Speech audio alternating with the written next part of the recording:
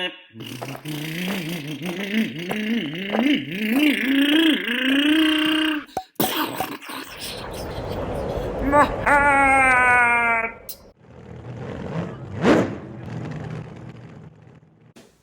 so in order to remove the engine, we have 4 screws, 2 on this side, 2 on that side. If you look at the heatsink, you'll have these little grooves in here. You can go ahead and pull on this. This is just for the glow plug. And you're gonna need a 2.5 millimeter driver. And again, it should fit between those grooves in the heatsink. So you just remove the 4 screws. And then once you remove them, you're just going to lift the engine, sort of angle it forward, and you're going to release the little arm in there for the carburetor. Now I'm trying to see if I can get to that screw without sticking my head under the camera. Doesn't look like I will be able to, but here we go.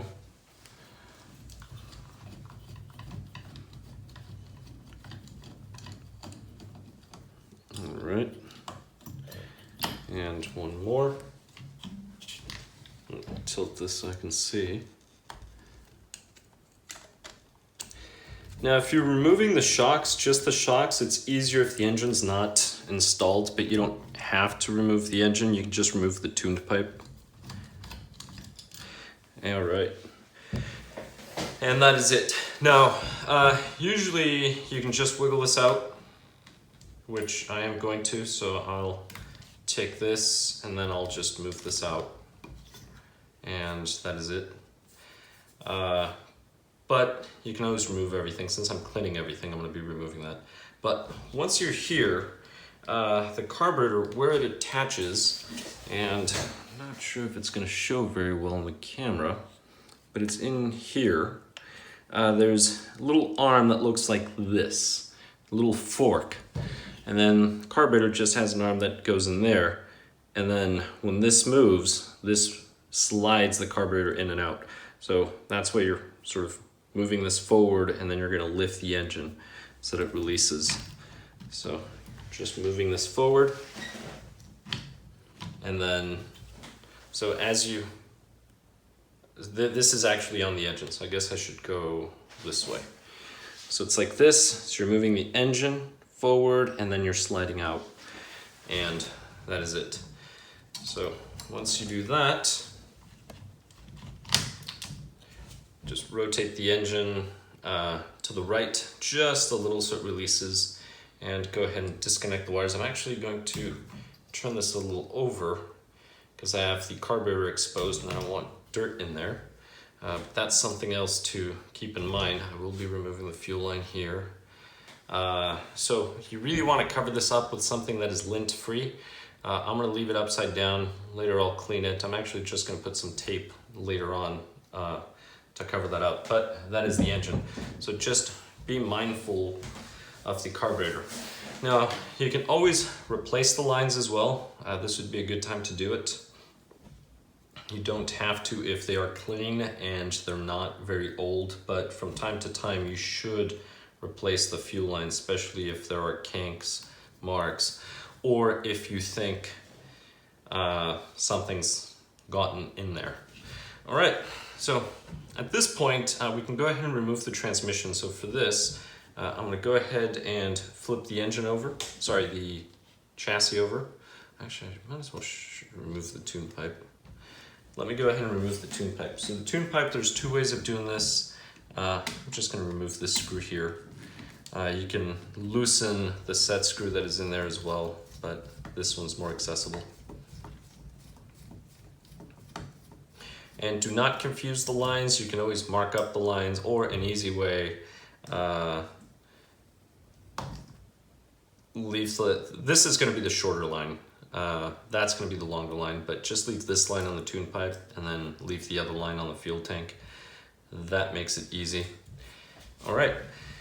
So now we can go to the transmission. So removing the transmission, we're now going to flip this over, and we're going to go ahead and remove these 4 screws in here. So we have 1, 2, 3, 4.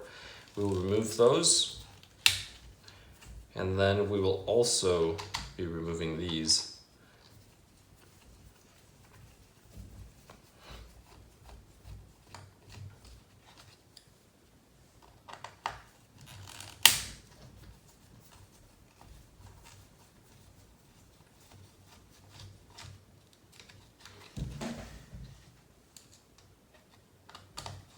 Now an air compressor really helps a lot to get rid of a lot of the dirt. This truck was completely filthy.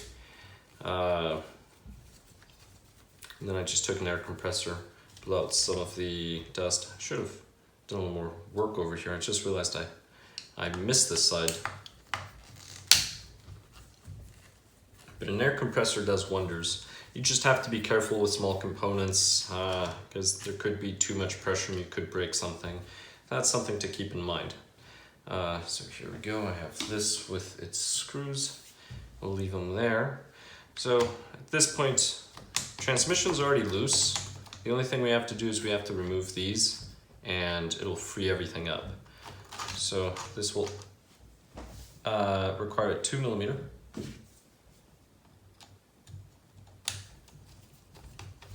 And you simply loosen that set screw. And let's see, it should only be one. Oh, there are two. Oh wait, no, this one goes all the way through. I apologize. So this one goes all the way through. Now the threads are not that long.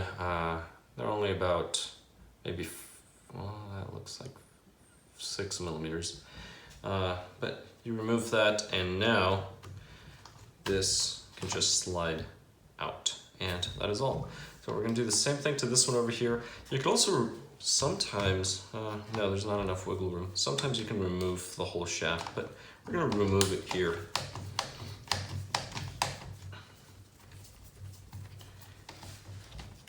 This is all you do, and the transmission's not that difficult to remove from these vehicles.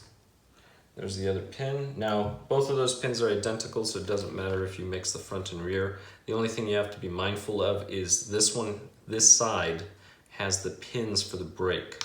This side does not, for that little disc brake. All right, so now that this is set, I'll be able to move this and lift after I remove this portion here. So this one, quite simple. Just gonna remove this so this whole thing slides out. It'll be easier, and the reason why is you can remove the nut at the end, that little plastic wheel. But if you do remove this, then you're gonna have to adjust it again. And this one's already adjusted, so it's easier for me to just remove it here and leave this the way it is. So this can just stay to the servo. I could go ahead and remove it now. I'm not going to at this moment. Other than that, the transmission comes out, and that is it. In order to replace this gear, you do not have to remove the transmission. All you have to do is remove the engine, and then you would just use a 2.5mm driver. As the transmission is in there, you hold on to the gear, and then you just loosen each one of these 3 screws. This nut right here, this is for the slipper clutch. Again, you do not have to remove the engine or anything for the slipper. You just need a wrench that fits here. And this is an 8mm wrench. If the engine's not on there, well, it makes it easy. But if not, you can, because you can use the nut driver. But if not, just make sure you're carrying an 8mm wrench because these do come loose. Something else you may want to consider is these little clutch pads. Consider getting the carbon fiber or the aluminum ones. Those really would be the best ones to go with. But other than that, this is the engine and transmission removal.